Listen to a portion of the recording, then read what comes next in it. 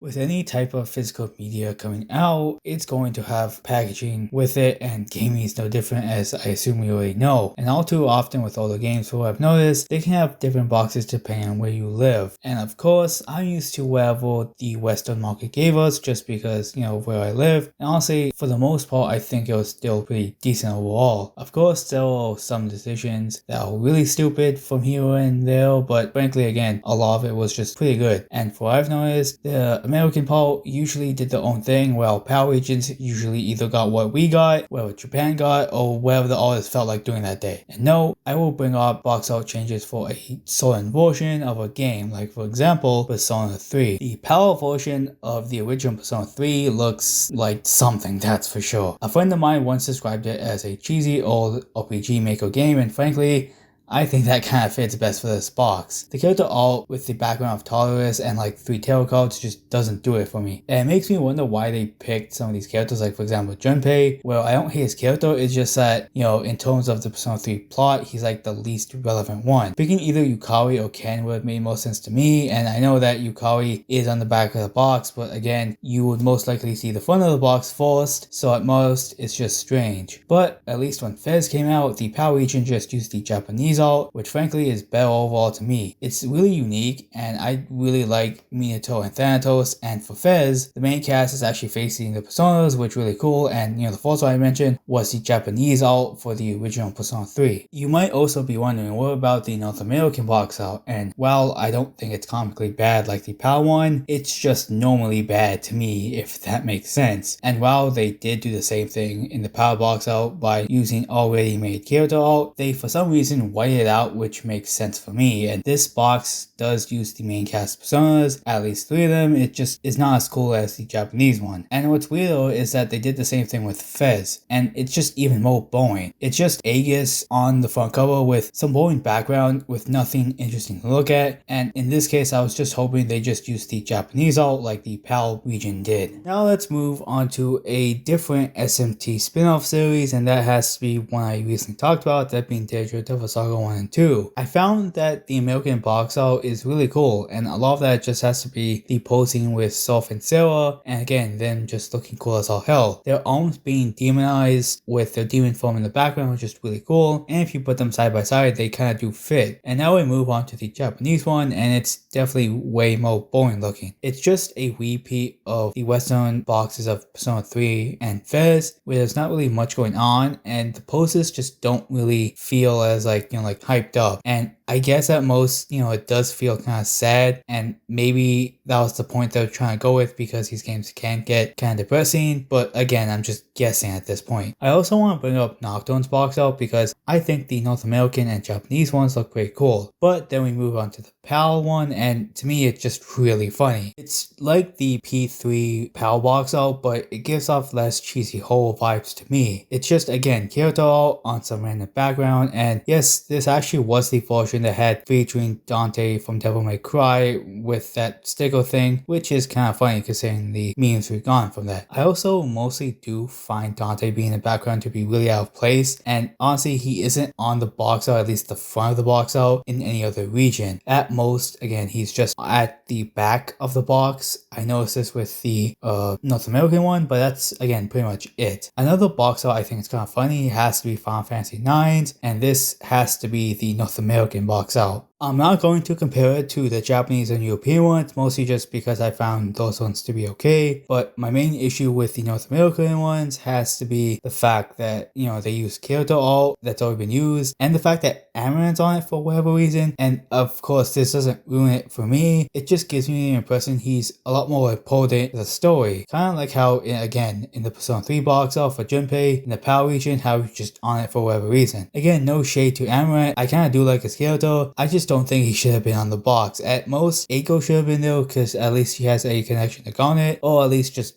leave the box out as is without Amaranth. I also find it funny how Amaranth takes up like 75% of the box art on the back, kind of like, playing up his importance, but yet again, that's not as important as the front. It's just really confusing to me. These next 2 boxes I think are both solid, it's just that a certain version is a bit cooler to me, and one of those has to be DMC1, where I think the PAL and Japanese box arts are just a lot better in terms terms of framing and posing. I can imagine Dante's just entering the castle on Malay Island and being a little bit more cautious considering it's full of demons, while on the North American one he just looks a lot more serious and dense-eyed, which probably fits more with DMC2. Then we have the special edition with DMC3's box. Frankly, I love the Japanese art. I still love the North American one, it's just that this one was kind of used for the fourth version of the game, and I have no idea what's going on with the power box since it just adds yellow everywhere and messes up for no reason. I mostly like the Japanese box since the posing looks amazing. Dante clashing with Vulture is one of the highlights of the game, and again the art here just looks sick. And I also remember seeing these two box art on the cover of the collection and wondering where the hell did this box up show up, and I do know that for DMC3 at least, this is actually the icon, and again I was wondering where the hell did they get this out, and then I just realized, oh wait, this was the Japanese art. Another really funny one to me definitely has to be the PAL box art for Digimon World 1 because it really does make it look like a kid's game, and while it's not the most mature or deep game out there, I still think the North American one makes the game look a lot cooler, and again it makes it look not for kids 100%. This next one I also don't know if I brought up in a different video, that one being about Naruto Uzumaki Chronicles 1 and its changes, but the box art actually had some change to it. This was purely because they had to avoid spoilers because the West wasn't caught up with the anime. And yeah, the only real spoiler is Gawa, but I'm guessing they didn't want to have to edit him out because it would look awkward, so they just put a bunch of like lightning in the background. And those were some of the box arts I know that were drastically changed and that I thought were either really funny or at least had some really neat art in other regions. And in most cases in the video, it was just really funny and you can probably tell which ones. Other cases like the Naruto one was special because again of what happened, but it's still interesting to see what box arts other regions got back in the day. And nowadays I feel box arts are a lot more unified for the regions and didn't really get any changes if at all. But I want to know what box arts you guys know that are different in other regions and if you thought they were funny or not. Let me know in the comments below and thank you all for watching.